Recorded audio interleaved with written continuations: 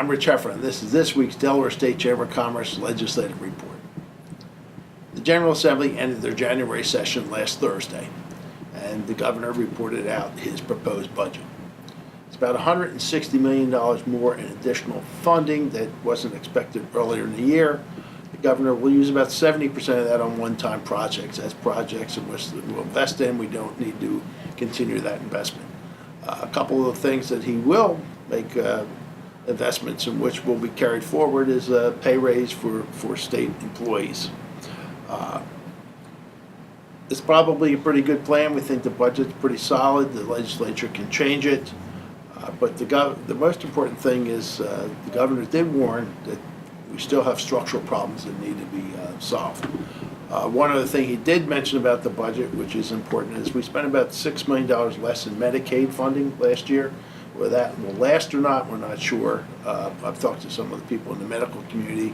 They're still trying to figure out exactly where that money was saved. But that'll be something important we need to look at.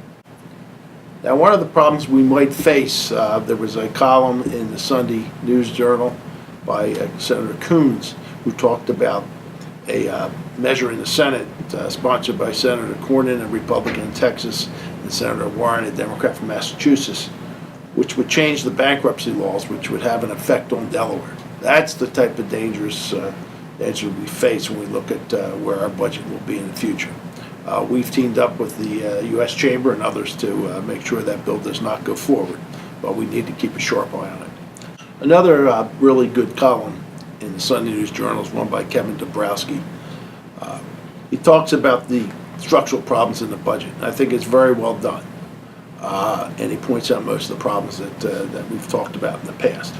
But the one perception that's misunderstood is he talked about we have the second per capita spending per resident at $11,000. What people don't explain when they talk about it, that is, unlike other states, our counties do not take care of the prisons. The state does. They do not take care of the highways. The state does that. There are parks that the state takes care of, for example, the parks in the city, the large park in the city of Wilmington, which used to be taken care of by the city of Wilmington. Social services like welfare are taken care of counties in some of the larger states, not here. Also, there are parts of this state that don't have any public safety or policing. The state picks that up, which is not necessarily the case in most other states. Plus, we have a higher contribution to public educational that's dropped in the last few years.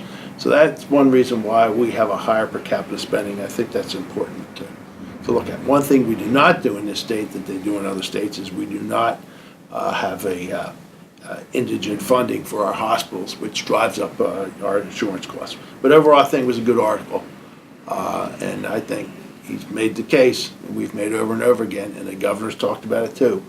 We're going to need to make some hard decisions because we're going to face structural difficulties in the future. We're going to get through this year, but in the future we're going to face some really tough decisions. But that's it for this week, and thank you for watching. Go Eagles.